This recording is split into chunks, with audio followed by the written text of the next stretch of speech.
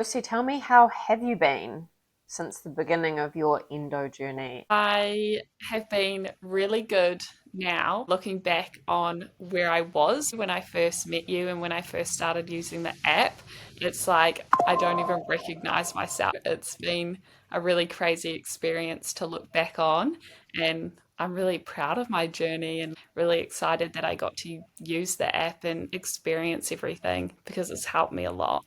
How are you? How are you feeling in your body? Like, what do you reckon the biggest changes have been? I want to say just this might be a bit random, but like probably my confidence, just because I feel better in myself every day and I wake up and I feel better and I feel like I can go exercise and I'm like happy that I'm eating properly and I've got answers and I'm confident in my ability to do the everyday things now. So yeah, I Feeling feel, empowered? yeah, for sure. Give us a brief rundown of like what life was like with endometriosis for you.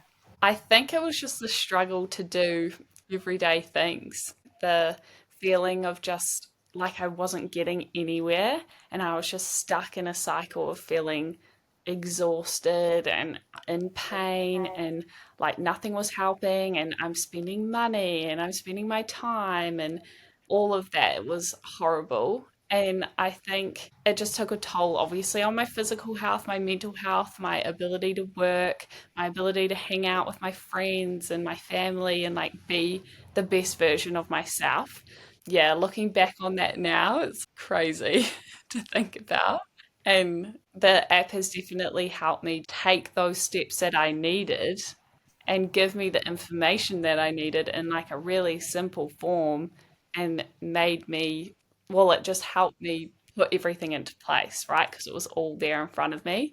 Whereas when you have all of that information coming from all these different sources and online and different doctors, it's really hard sometimes just to figure out what do I actually need to do and what should I start with. So breaking all of that down was the biggest thing. I think that helped me. What does life look like with endometriosis now for you? Would you say you're living well with endo? How are your pain and symptoms? I am definitely living the best I've ever lived with endo since I was diagnosed, which was quite a young age. I feel really empowered and I feel really confident now in myself and the ability for me to know that I'm taking the right steps and doing the right things. I'm definitely living the best I have, and I'm able to do all those things. I'm able to socialize and spend time with my family and my friends and go to work and study, and I'm doing everything that I want to do. Yeah, To become a teacher? yeah, yeah. If I could look back, I wouldn't even think that I would have this type of energy, like ever. I was thinking, oh my gosh, like life just looks way too hard right now. I'm not going to be able to achieve the things that I want to achieve and be the person that I want to be. But at the moment, I'm feeling really good and yeah, I'm really proud. Oh, And it's I'm proud of you too. obviously big thanks to you as well. Well done for empowering yourself to make change, and yay for being able to reap the rewards of that change and get a different result. Did you have any really deep fears when it came to looking at your life with endometriosis, and how do you feel about those fears now? I would say my biggest fear would just be my life looking like how it did. And it was always going to be like that. The feeling that I was always going to be tired and I was always going to struggle to go to things and always struggle to show up to work. I was looking at my life, I was like, this cannot be like this forever. And so now I definitely look at that so differently. And I don't have that fear anymore. I'm just excited to see what I can do. And obviously, I know there's still challenges, but I just know that I have the toolkit to get through them a bit better. Is the disease still front of mind for you? Are there things you still feel like you're going to have to navigate? Living day to day, the disease definitely isn't front of mind for me because I don't think of myself in endometriosis anymore. You know, I just think of me. That's like been the biggest mindset shift for me, being like, this is me and I'm not that disease. There's still a few things that I know will come up eventually, which I know are worries for the future. But at the moment, it gives me peace of mind knowing that I'm doing the right things now to help me when I get to that stage.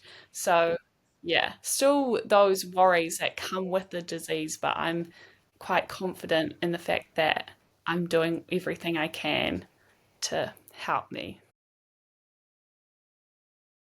In terms of what you're doing to help you, what would you say your biggest go tos in your toolkit are, or the things that have made the biggest change in managing your symptoms? I would say they're like the little day to day things. Like when I'm in pain, I'm on top of it straight away. I'm making sure I'm getting proper rest. I'm eating the proper food. I don't have coffee anymore. And if I do, it's like a very small amount of coffee. I used to run off so much coffee. I can't believe it. And then, yeah, I'm just using the app as well every day to record my symptoms so I can look back on those trends and know where I am in my cycle as well. That has been a really big shift for me since I've been able to manage my pain better. I have been putting a focus on tracking my cycle. So, using the app has been a really good stepping stone for me to try and like naturally get all of that back on track. Awesome. Very cool. What was your biggest or most debilitating symptom, and what do you think shifted that the most? Definitely my pain. Just the amount of pain that I would either wake up with or go to sleep with and be sitting in my chair at work with. That was non-stop, and I was always bloated, never felt good in my own skin. Like that just starts to take a really big toll on you.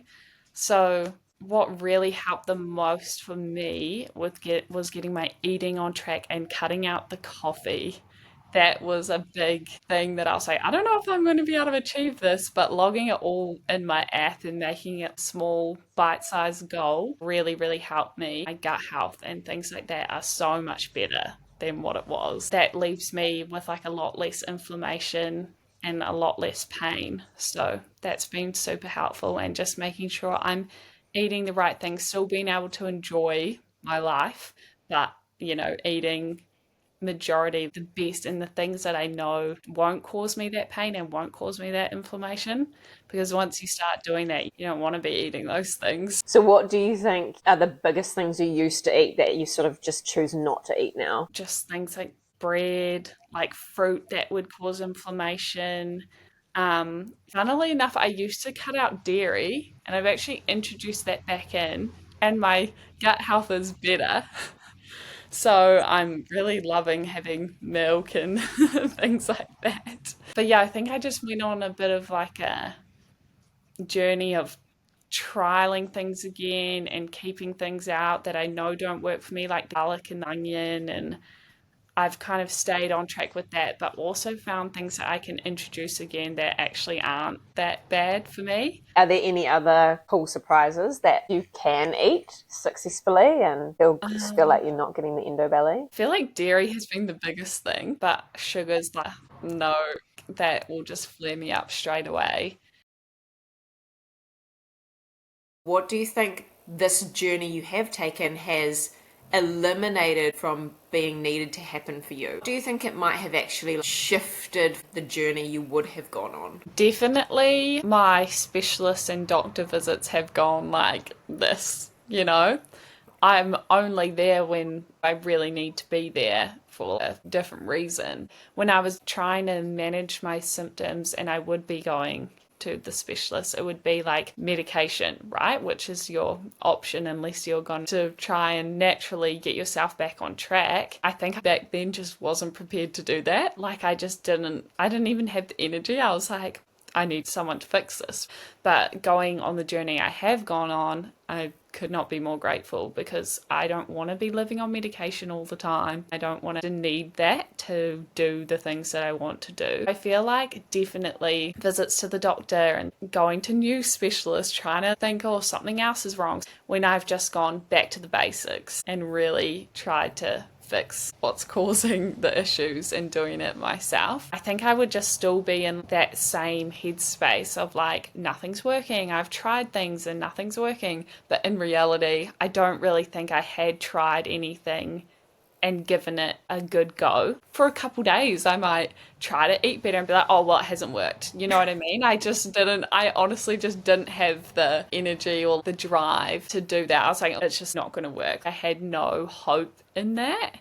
So I think I would have still just been in that toxic mindset of just feeling like there was no way out. When was your last surgery, and do you think what you're doing now has potentially shifted the time between surgeries? I've had, I think it's 3 or 4 Yeah. endometriosis surgeries. My last surgery would have been like 2 years ago, maybe, or coming up 2 years ago. And I'm not looking at having another surgery anytime soon. I haven't even had to go back to my specialist for anything, whereas usually I would be like, oh, I'm in so much pain, I'm this. It's definitely not even on my radar to be going back anytime soon until I really am at that stage where I think that's the only option. Doing these daily things, I think it's helped a lot because that's not something I'm looking at in the next year or two. What was the frequency between your 3 surgeries previously?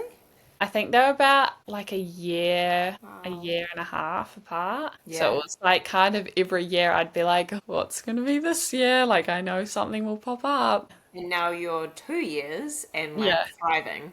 Yeah. And not planning on having any surgeries anytime soon. That's really cool. That's awesome. What do you think has been your biggest aha moment in your journey with Endo 45 and learning what you have from the app? I would want to say that it's the motivation that's like, yeah, you do have to just stick to these things. Like, obviously, in my head, I knew that, but to me, it was never going to be worthwhile. Whereas when I had the app and it's all broken down and I can put things into my goals and I'm just doing it day by day and ticking off what I've done, it becomes so achievable. And I think I was like, oh yeah, maybe I can do this, and just one thing at a time. Like, I didn't want to overwhelm myself. And I knew that if I did try to do too much at once, that it wouldn't happen. So I took one thing and then I'd do it and then the next thing and then I'd tick it off. It sounds silly being like, I didn't know that already, but I think it just really clicked for me that this is the achievable way to do it. If I really want to make the changes, I need to make it easy for myself and make it something that I'm going to be able to stick to. Very cool. Yay. I'm excited, and long may it last, and long may you keep going. Keep habit stacking and keep finding more and more things that help to better support your health and supercharge your fertility. I remember I read the acupuncture bit on Endo 45 and I was like, maybe I will give this a go. And I've since found an amazing acupuncturist. Like, she is just amazing and again has helped me so much. And if I am in a bit of pain or if I'm feeling bloated, I'll go see her and I'm good to go. So without things like that, you hear things every now and again like, oh, this helped me, but until you really read about it, learn about it on the app, easy enough for you to do. So yeah, I thought that was a good thing for me to try, and it's now become one of my routine things. Awesome. Very cool. Love it. Love having those tools in your toolbox that you're just like, oh. And not only do they work, but they're just so nourishing, right? It's time to bring your nervous system back down and to just switch into that healing mode. What are you most excited about being able to do now that you're living well with Endo? Everything. Everything. I like going to work feeling good. I like waking up feeling good. I'm excited about the events I have coming up that I know I'll be able to go to. I like being confident enough to go and eat out because I know I've eaten well before or I know what to pick on the menu. It's just like exciting heading towards everything. Did you have like a particular hobby or a sport you used to do when you were younger that Endo took from you? If anything, it kind of just took my motivation and drive away from me. As much as like I wanted to achieve all these things, especially with work, or study and things like that. Like I am quite a driven person, and feeling that lack of I want to do this but I can't, So that's probably the biggest thing I feel like it took away from me. And now you have it back. Yeah, now I have my spark back. Yay! The last thing is, what one piece of advice from you would you give to anyone else trying to go on this journey with the endo? I would say it's just really sticking to it. And even on the days that you're like, no, I know this doesn't work for me, just try it out, put it in little bite sized chunks and just like break it down, and you will be able to achieve it. Like, I was so that person who was like, oh, nothing works for me, and everything has worked for me. I just didn't put that time and energy into it. And until I did, I didn't see results. I would say just actually putting that time aside and making it work for you, because it will, and you can feel really, really amazing. You just need to give yourself that little bit of grace and love and that time and energy. Oh, I love that.